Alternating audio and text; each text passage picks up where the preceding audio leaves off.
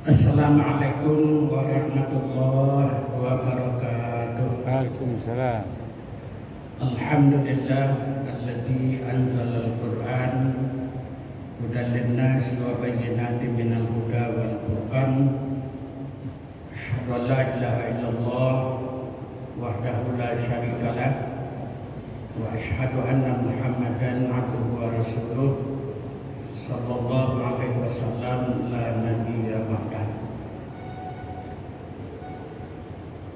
Allah Rasulullah sallallahu alaihi wasallam atib mat'amaka takun mustajabat da'wati walladzi nafsu Muhammadin biyadihi inna rajula la yakzifur luqmatal haram fi jawfihi ma yutaqabbal minhu arba'ina yawman wa ayyuma 'abdin nabata lahmuhu min suhtin wa riba fannaru awla bihi. Hadis riwayat Al-Hafiz Abu Bakar. Bapak dan ibu jamaah yang berbahagia, pengajian kita adalah berkaitan dengan doa yang tidak akan dikabulkan oleh Allah atau doa yang tertolak oleh Allah Subhanahu wa taala. Pada suatu hari Sa'ad bin Abi Waqqas, seorang sahabat Rasulullah, beliau memohon kepada Rasulullah. Jadi Sa'ad bin Abi Waqqas ini meminta atau bermohon kepada Rasulullah SAW agar doanya itu bisa dikabulkan oleh Allah.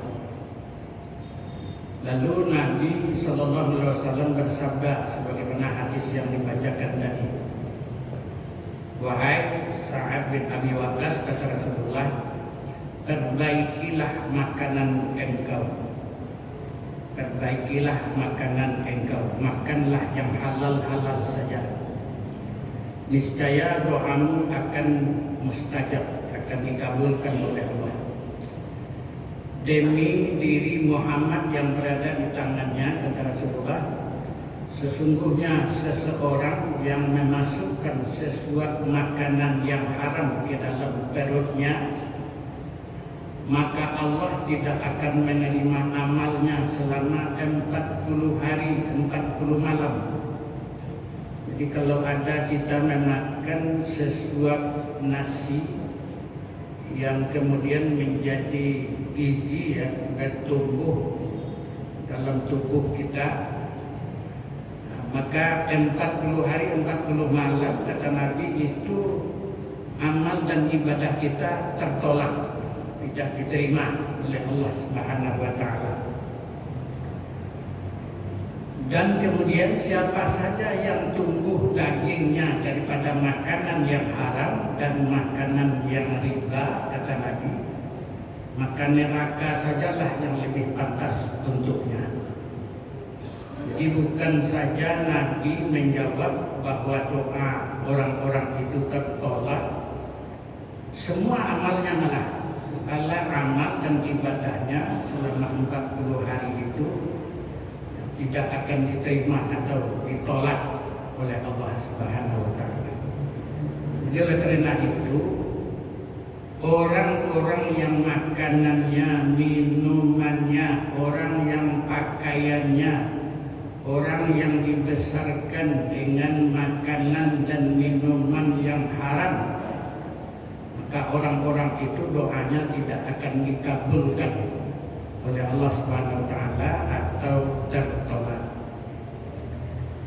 Kemudian selanjutnya sabda Rasulullah sallallahu alaihi wasallam dalam hadis riwayat Tirmizi, ma ala wajhil ardi muslimun yad'u Allah ta'ala bi da'watin illa ataha Allahu ataha aw sarafa anhu su' mislaha ma lam yad'u bil ismi au qati'a atau au qati'iyatir rahimi.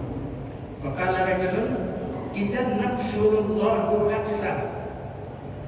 Jadi Rasulullah sallallahu alaihi wasallam pada suatu ketika bersabda, Tiada seorang muslim yang berdoa di bumi ini, kata Nabi, kecuali Allah akan berikan, akan kabulkan apa yang dimintanya, dan Allah hindarkan dia daripada bahaya yang semisalnya, selama doanya itu tidak mengandung dosa atau memutus hubungan silaturahim.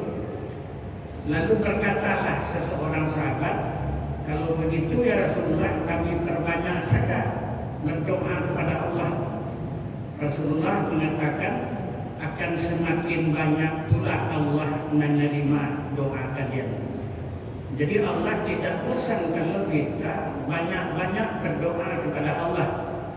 Tetapi ingat, doa yang mengandung dosa atau doa yang mengandung memutus hubungan silaturahim itu ditolak oleh Allah Subhanahu wa taala. Jadi hadis ini adalah dasar atau dalil yang mengatakan bahwa doa orang-orang mukmin yang mengandung dosa atau doa yang memutus hubungan silaturahim tidak akan pernah dikabulkan oleh Allah Subhanahu wa taala. Jadi kalau berdoa, jangan doa yang mengandung dosa. Jangan doa yang mengandung dosa. Oh Allah berdosa, berdoa lu ke Allah supaya dosa aku dibuangi. Itu tidak boleh. Kalau korupsi, minta ke doa kerajaan, buka-buka lah korupsi yang ya Allah. Itu tidak doa mengandung suatu hal yang tidak baik. Jadi doa yang mengandung dosa atau doa yang memburukkan orang lain, misalnya doa untuk mencelakakan orang lain, misalnya doa cilako ya pada mati tagak ya macam-macam lah doa, ya nah, itu tidak boleh karena doa itu mengandung dosa, perbuatan yang mengandung dosa, atau doa yang mengandung memutus hubungan silaturahim. Jadi doa yang mengandung putusnya hubungan silaturahim tidak boleh. Jadi jangan sekali-kali kita berdoa kepada Allah Subhanahu wa taala supaya kita dijauhkan dan sampai basuh yang boleh menjadi pembaca itu ya Allah, itu tidak boleh. Karena itu doa memutus tali hubungan silaturahim namanya. Walaupun bagaimanapun marahnya kita, bencinya kita, tapi kita tidak boleh mendoakan yang seperti itu, dan doa itu tidak akan dikabulkan oleh Allah Subhanahu wa taala. Kemudian selanjutnya Bapak dan Ibu jemaah yang berbahagia, Allah Subhanahu wa taala akan mengabulkan doa kecuali doa yang kita minta kepada Allah itu tidak sesuai dengan kewajiban atau sesuatu yang diperintahkan oleh Allah Subhanahu wa taala. Awak berdoa yuk rajin, tapi mematuhi perintah-perintah Allah tidak mau. Sholat tidak mau, puasa tidak mau, berdoa saja ada mungkin tak?